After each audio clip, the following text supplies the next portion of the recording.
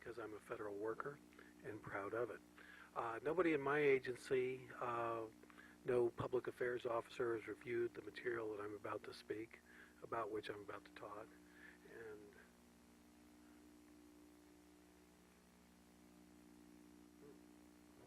And the reason they haven't is because, well, it doesn't seem like I've... Hi, my name is Reed Silverne. The name of this show is Fed Pride. The reason it's called Fed Pride is because I'm a federal worker and proud of it. Nothing that I'm about to say has been reviewed by my agency or any other agency of the federal government. And the main reason it hasn't been reviewed is because even I don't know what I'm about to say. I'm going to talk about a couple subjects today, and I know I've been going on and on and on about the ongoing fundraising scandal. I'm going to talk about the last couple little turns and twists in the fundraising scandal, but I'm not going to base my whole show on it today.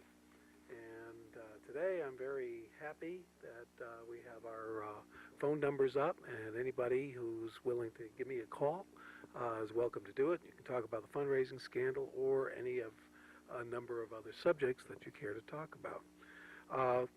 Henry Hyde, chairman of the House Judiciary Committee, said that he's going to begin investigating and looking into the impeachment procedures because of the fundraising scandal. And to me, that's kind of funny because of all the scandals, the many, many scandals that are out there against the Clinton administration, I personally believe that the fundraising scandal is the one that's going to get the least results.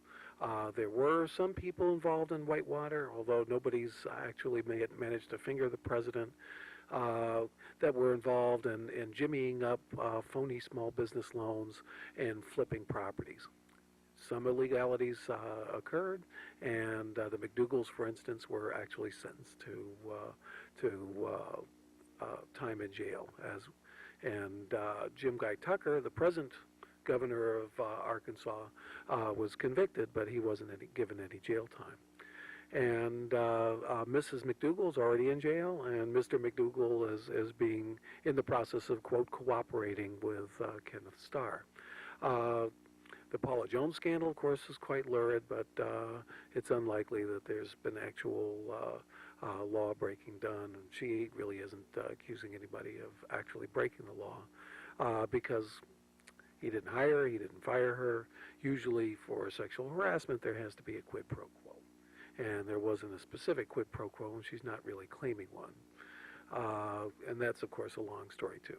However, there's the Filegate. Filegate could be very, very serious. If anybody released any of those files to the public, that would be a violation of the Privacy Act. And if the president or anybody knew about it and covered that up, that, of course, would be a major crime of obstruction of justice. So that could be a crime as well. But the fundraising, I mean, really, in order to get somebody on the fundraising scandal, they have to show that a promise was made, and then the promise was delivered. And the reason the promise was delivered was because the donation was made and the original promise was made. Even if the person got what he was looking for, when he contributed money, there's still a question about whether that was really given because of that or just because that was the policy at the time. Was it really a reversal of policy? The second thing that might have to happen is there might be crimes of people giving illegal donations, of people taking money from a party that's not a citizen and pretending to be giving that money. That would be a crime. But in order to get anybody in the Clinton administration, you'd have to prove that the higher-ups in the Clinton administration knew that this money was being given illegally and planned and suggested that they give money illegally. And nobody's been able to put that together.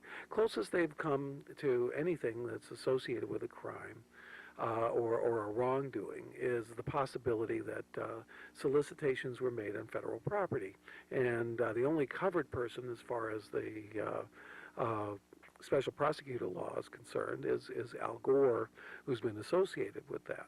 And basically, Al Gore says that he made phone calls from his office, but in order to be in violation of that crime, he had to have made those phone calls on official time during his official duties, and they have to establish that the solicitation was made on federal property. And of course, there's a question whether the solicitation is at his end in his office or at the other end of the phone call. Now, there's another possibility, and that was when a check was actually given and accepted by Miss Williams, who is Hillary Clinton's chief of staff, for a donation, which she passed on to the Democratic National Committee. But again, was that on official duties? And the other thing is that that particular law, which was passed in 1883, has been amended so that all of the punishments for that particular law have to be in compliance with the Hatch Act. And no political appointee, the president or the vice president, is under the Hatch Act. So if there is no punishment for that crime, it's neither a felony nor a misdemeanor, it's just on the books, can they push that as a wrongdoing situation? And that's a big question. So I think that the fundraising scandal is going to be the least productive of all the scandals. If the Republicans want to just criticize Democratic fundraising, they're welcome to. If they want to say, well, you know, we were a little bit more scrupulous in checking our checks and making sure that the checks were associated with citizens, and we wouldn't take any money from certain ethnic groups or from anybody who looked foreign, maybe the Republicans might have a better deal there. But as this thing skyrockets and as they make a bigger and bigger and bigger deal out of it, the question is going to be, what's the difference between taking money from a company whose bread and butter is based on doing business with China, or taking money from a front man for a company which is owned by overseas Chinese. It's doing business with China. Obviously, Clinton had gone too far, and using the bed and breakfast as a sleepover place for donors is too far, even though similar things had been done. And it's embarrassing, and it's silly, and it's stupid. However, I don't think anybody's denying that Clinton did win, and that in 1994, it really looked like the Democrats couldn't raise any money. And why did it look like the Democrats couldn't raise any money? Because simply where the real power is to help a constituency is in Congress. And when they lost Congress, all of those committee chairmen who can put things on the agenda, who can deal with the telecommunications bill, who can deal with the banking bill, very, very gigantic bills that were put up, deal with the health care bill, and basically put entire industries on the line, regulation, reducing regulation, increasing regulation, controlling the way Medicare money goes into HMOs or medical savings accounts, you know, who are involved with financing GOPAC and the Republican side of the scandal. All of those things are going to go together, and people are going to put two and two together, and they're going to start criticizing the Republicans for taking money from people who have business before the very people who are receiving it. And of course, that's the whole scandal, and that's not really a scandal because that's the way our system works, and that's the way business is done. And as the politicians need to raise more and more and more money, tremendous, incredible sums for television time, which is how apparently Clinton caught up by running early ads in 1995 and putting out his message before the Republicans even got started, or even had picked a candidate, or even, you know, picked the candidates who were going to be the candidates because the primaries hadn't even started. Clinton was already putting on targeted ad after ad after ad, raising millions and millions of dollars early. And as his fundraisers pointed out, $50 today is worth more than $100 next week. And that's how they were raising money. And it's a scandal because our system is a scandal. And that's the real sad thing about it. And people don't really care. Clinton slipped from 60% to between 55 and 60%, depending on the day, in the polls. Oddly enough, the person who is most hurt by this entire scandal so far is Al Gore. And he slid from 49% of people thinking that he would make a good president down to 29%. So he's really slipped like crazy. And President Clinton is still looking good and very, very popular. And who knows, now that he's been hurt, he slipped and hit his, twisted his knee and tore his ligament. And he's going to be in a wheelchair for a couple weeks and on crutches for a couple months. He may be more popular than ever. So I think the Republicans are barking up the wrong tree. Now, there was something significant that occurred this week, and it got a little bit of press, but not a lot. A lot of people out there saying, I don't know why he's talking about this stuff, because it's not that important to me. But in fact, it will be very important if an agreement can't be reached, and an agreement may very well be reached. After the election, before the scandals hit, before everything got all partisan again, there was a lot of talk about a budget agreement. Budget agreement is important to federal workers because that's our paychecks, that's our manning level, that's our jobs at stake, our benefits. But it's important to everybody else, too, because that's your taxes. That's the amount of taxes you're going to pay, or that's the amount of taxes you may not have to pay if there's tax reductions. That's the amount of services you're going to get, or that's the amount of services you're not going to get. If you're an immigrant, you're not going to be able to get food stamps because of the immigration bill that just passed. And also, it passed because it reduced the welfare budget. And immigrants and legal immigrants were cut off of certain benefits and most welfare benefits. And they've even affected some other things. Unintended consequence, immigrants are marrying citizens left and right because they want, they're really being hurt by not being citizens. A lot of these people lived here for decades and decades and decades, and now they need to go become citizens.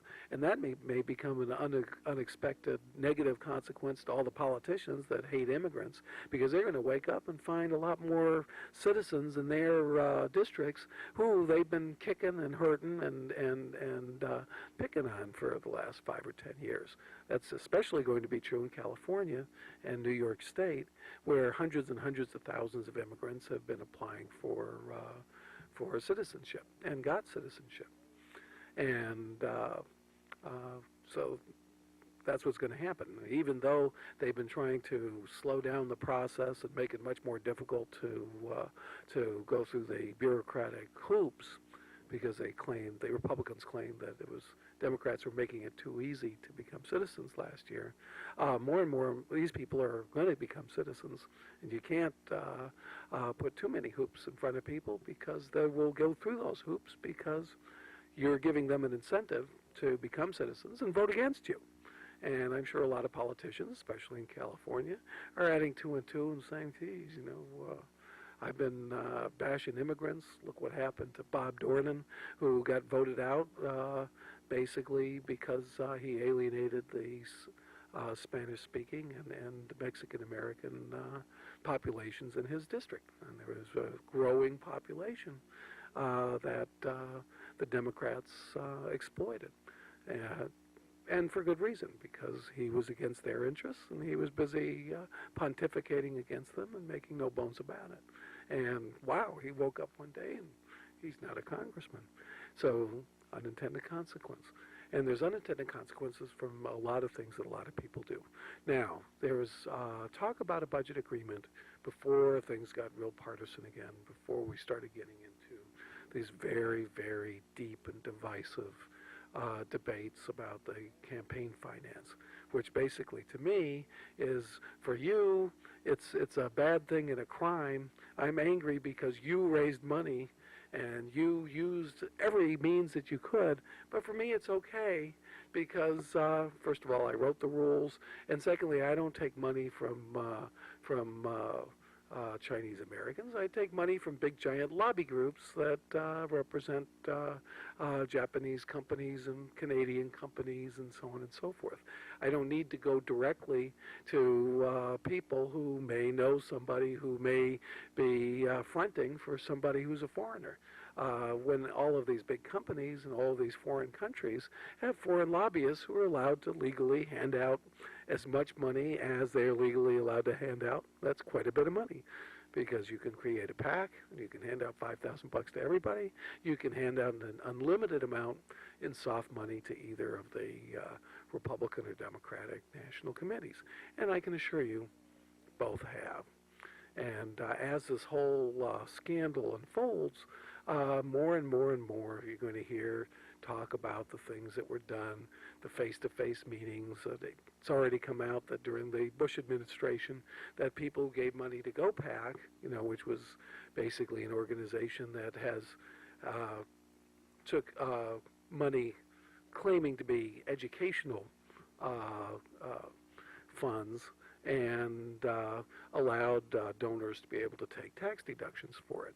A lot of those donors ended up getting FaceTime with George Bush, President of the United States.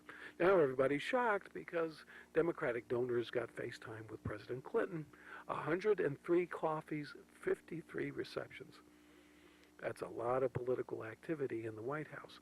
And I don't think anybody should be proud of it, but if Clinton hadn't done it, we'd be talking to President Dole right now, and we'd be running through his fundraising scandal, and the Democrats would be having a big fit instead of the Republicans. Now I'm going to talk about something a little different that I haven't talked about before. I got a copy of Fortune magazine, and Fortune magazine has a big write-up about cloning and the ethics of cloning and the business of genetics. But in the course of this particular article or set of articles, there's a big discussion of a new technology that's just come out. People, and I doubt if there's many, oh, I have a call. Caller, thanks for calling. What's up? Yes, I'm kind of troubled by your statements that that pretty much imply that what Clinton did, that the end justifies the means. I don't recall saying that. Well, that's the implication that I got from your last statement, saying that if Clinton had not done what he did, that we would be looking at the President Dole. Well, isn't that true, though? Well, yes, but... I mean, if he hadn't raised those millions, he probably wouldn't be president today. The situation is that, doesn't it bother you that the White House was sold 900 times? Well, I'll tell you, it bothers me that the White House was sold, and it bothers me that the Congress is sold. The whole system is based on selling FaceTime with people that can do you some good. And I think the real scandal is not so much that the Democrats did this or that the Republicans did that. The real scandal is that what's been uncovered is how our system works. And how our system works, and I think it's terrible, but it's a fact, is if you have a lot of money and you have an interest and you want to get a law passed that's within your interest, then you got to get a hold of the Democrats, and you better give some money to them because the president can refuse to sign it, and you better get a hold of the Republicans and give some money to them because they're going to pass that law. And I think that's the real sad thing about it. But what about this last thing that came up, that the Democratic National Committee used the CIA to clear an oil man from Europe? I can't recall where. Yeah, I just heard. And even though the National Security Council vehemently was against it, they went over their heads and got the CIA to clear them. They used the CIA for political purposes, so that this man could attend, I think, 4 or 5 functions. This is a brand new wrinkle on the scandal, and I think, first of all, whoever did that, I believe, was wrong and shouldn't have done that. And I think that there's a lot of that going on. One of the big differences between what the Democrats did and what everybody else does is most of these big organizations, most of the European oil men that have shady connections, the Chinese arms dealers that have shady connections, usually what they do is they hire a big Washington law firm, and that big Washington law firm is allowed to give any amount of money that they want. in soft money. And they don't try to personally get a hold of people. And usually the Republican Party is very scrupulous about dealing with the lobbyist and not dealing with the individual. And I think what the Democrats were doing wrong is that they were trying to get the individual in to see the president, and I think that is a lot of what the problem is the problem with the Chinese arms dealer was based on that, and when they go into that, you'll see a lot of that same kind of manipulation going on because there were concerns about that individual. Well, and now the whole thing with this oil man is concerned. Just but look at what they did to the Arapaho Indians, $107,000. Yeah, which they're now going to return. But I guess how can you get them for that? Because in order for that to be illegal, you got to take the money, and then you have to do something for that person. And here they took the money and they didn't do anything for that poor Indian tribe. So I guess it's false pretenses, but it's not bribery. And I think that's why the Republicans are so frustrated, because the Clintonites went and took money from everybody, and very, very often took money on every side. They took money from anti-Chinese or anti-mainland Chinese people, and they took money from Chinese arms dealers. They were taking money from both sides, and that's a very frustrating thing. What really bothers me, and this is my last statement. Oh, I really appreciate your calling, by the way. Thank you very much. Is that of all the things that Clinton has said, not once have I ever heard or seen a hint of apology from the man. It was just, if we had not done this, the Republicans would be in charge right now. And I'll tell you, just from my seeing Clinton in action over the last 4 years plus, I don't think you're ever going to see an apology from him. Thank you. Yeah, that was very good, and I really appreciate your call. It was a great call. Anybody else who wants to call, I welcome that call, and this caller is welcome to call me anytime and have a discussion with me. It was excellent, and I really encourage him. On this thing about the genomes, and I'm probably going to discuss this again next week. I went on a while ago about unintended consequences, and one of the bills that I was ranting about was a bill for portability of health insurance. Now, everybody was for it. The Republicans and the Democrats all voted it in. Clinton pushed it, and Clinton signed it. This was last year. And basically what it says is that if you have health insurance, or somebody gives you health insurance on the job and you want to go to another job, that health insurance has to follow you. They can't just drop you because you have a pre-existing condition. So if even if you have a pre-existing condition, you already have health insurance, you go to a new job, they can't drop your health insurance because you have a pre-existing condition. And I said that there was a Human Genome Project, and this Human Genome Project was going to explore and design and map out the entire genome. The genome is all the genes in your body that creates all of the enzymes, chemicals, proteins, and makes you what you are. And everybody has a gene. I have a gene that makes my eyes blue. The other person has a gene that makes his eyes brown. And all the genes that are in our body affect everything that happens and our lives and our propensity for diseases. So when they map out these genes, they're going to be able to do tests that's going to be able to predict eventually pretty much what you're going to die of, within a certain accuracy level, how long you're going to live, and how much your lifetime health care is going to cost, barring getting run over by a truck at age 23, or you're doing something stupid like smoking and increasing your risks. Sure enough, there's an article in here of a technology that was developed. The company went public last July. That's what they call a biochip. And it's not really a chip in the usual sense of the word, but what it is, it has the proteins on it that connect to the genes so that it will find a specific gene. So if they know what that gene does, this will create a test that will find the gene. And these particular items are getting so good and so strong that they're doubling virtually every 18 months to 3 years. It's called Moore's Law. Okay, I'm off the air. Thank you very much. I'm glad you watched my show.